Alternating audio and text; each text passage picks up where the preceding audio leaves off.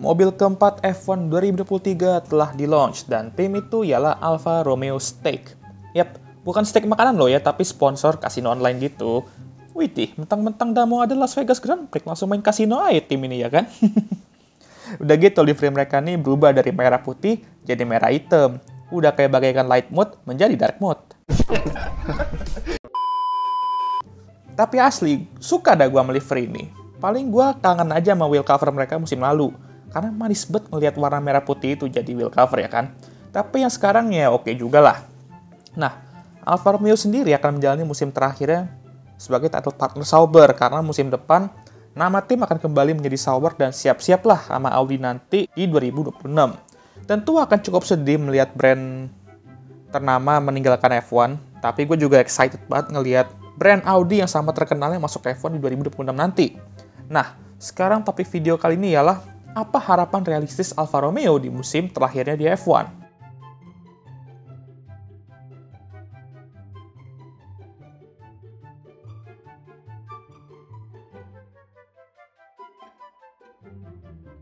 Musim ini Alfa Romeo mempertahankan driver lineup yang sama, yaitu Kang Bubur kita Valtteri Bottas dan Kang Boba kita Guan Yu Zhou.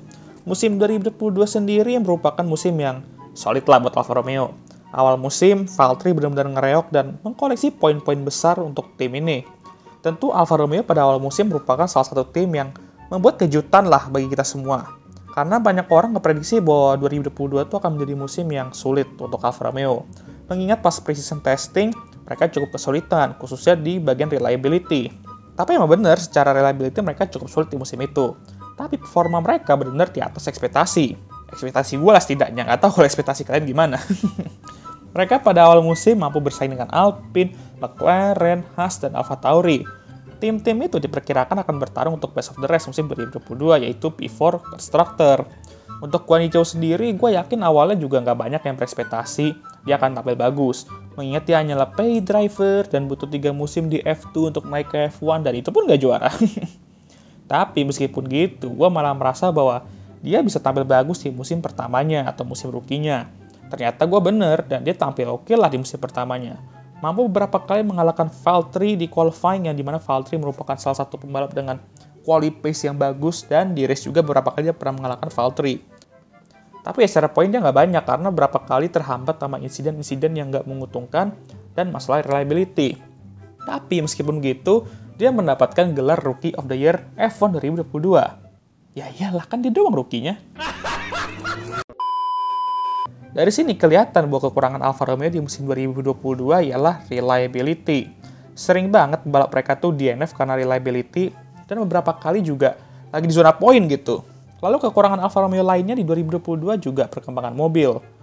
Awal musim mereka memang tampil solid dan salah satu mobil terbaik di papan tengah. Tapi setelah pada musim kedua, mobil mereka menjadi mobil terbaik di papan bawah. Benar-benar ketinggalan dari tim kayak Alpine, McLaren, dan bahkan Aston Martin yang awalnya tuh bapuk banget ya. Dan mereka tuh juga ngejar Alfa Romeo di paruh musim kedua 2022.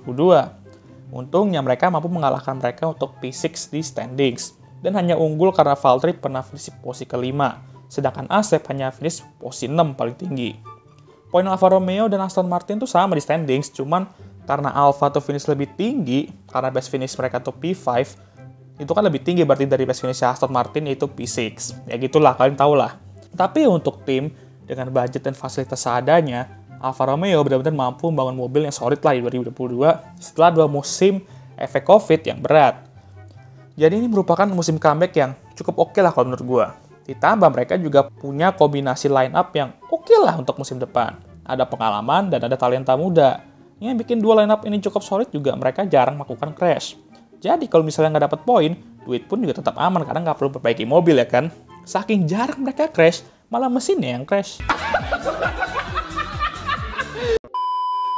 Nah, 2023 ini Sauber akan memulai persiapan proyek mereka sama Audi nanti di 2026. Mereka merekrut mantan tim prinsipal McLaren, Andreas Seidl, jadi CEO. Namun mereka juga harus rela melepas Fred Vasseur, tim prinsipal mereka, ke tim legendaris, tim yang memiliki strategi terbaik di F1. Tim itu tidak lain dari Ferrari.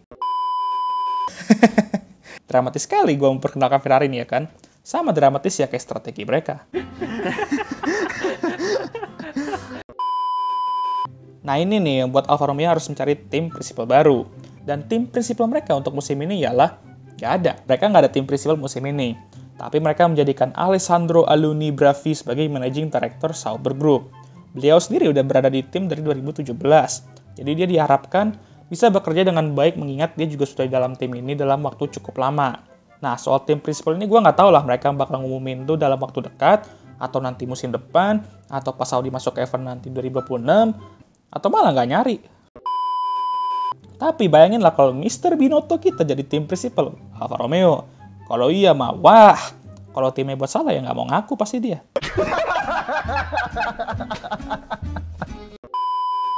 Harapan realistis untuk Alfa Romeo di musim terakhirnya di F1 kalau menurut gue ya konsisten aja lah.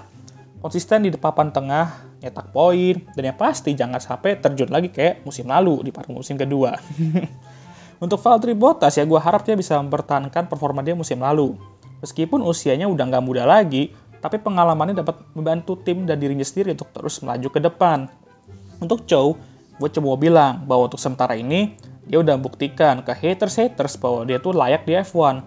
Tapi ini udah musim kedua, dan tentu orang-orang nggak bakal se-soft ke Zhou kayak musim rookie-nya. Kalau udah underperform sedikit, gue yakin fansnya tuh udah mulai bakal bereaksi kan. Kalau nggak percaya, silakan tanya Yuki Tsunoda.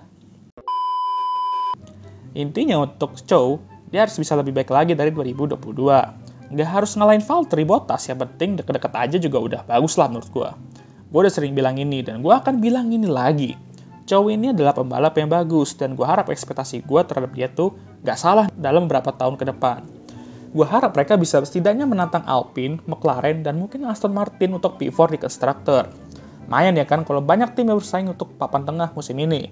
Karena untuk tim papan atas gue udah yakin bakal diisi sama Red Bull, Ferrari, dan Mercedes. Jadi kalau misal papan atasnya kayak gitu, minimal papan tengahnya tuh ya seru lah.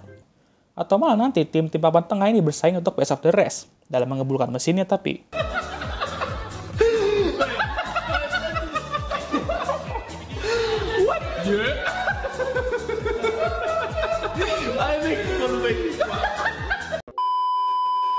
Oke lah, itu aja dari gua. Gimana menurut kalian mobil Alfa Romeo C43 ini?